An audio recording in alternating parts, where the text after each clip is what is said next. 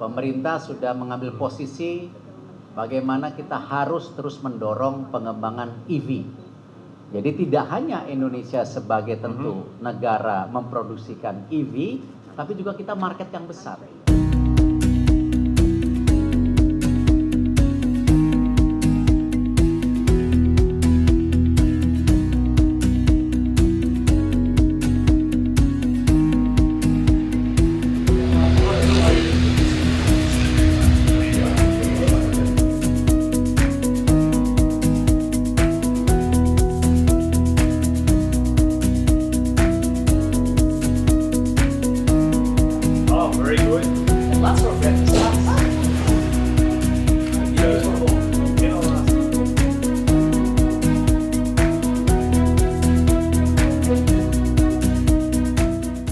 Dan tentu Australia dan Indonesia adalah negara tetangga yang punya hubungan erat, tidak hanya dari G2G, tetapi kita harus tingkatkan juga di B2B dan juga sudah sangat tinggi di people to people relations.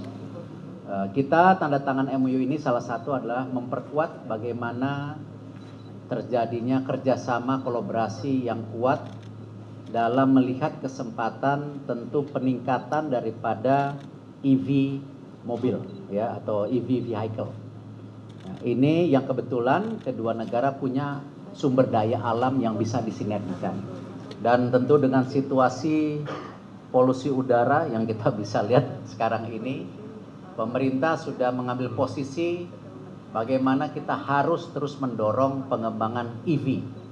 Jadi tidak hanya Indonesia sebagai tentu negara memproduksikan EV, tapi juga kita market yang besar. Ya, kita market yang besar sehingga ini bisa juga di-tap sama partner kita dari Australia yang memang melihat juga ini sebuah pertumbuhan ekonomi dan pembukaan lapangan pekerjaan daripada kedua negara. Dan insya Allah dengan MOU ini saya janjikan mungkin dalam 1 bulan ke depan kita bisa punya roadmap yang bisa kita implementasikan antara kedua negara sehingga MOU ini bukan hanya seremonial tetapi sesuatu yang real untuk kemajuan persahabatan kedua negara. Where we have a big job to do. We need to be able to not only generate energy differently, reduce our emissions. We have a big job to do, but if we get it right, we can create a lot of jobs in the process. And we are keen to work with our neighbour, Indonesia, on the things that matter most to it. Australia has one of the biggest stores of critical minerals on the planet. We have 50% of the world's critical minerals, and we only manufacture 1% of the world's batteries, and we want to change that as well. And working with Indonesia, we can have a very strong partnership to make that happen.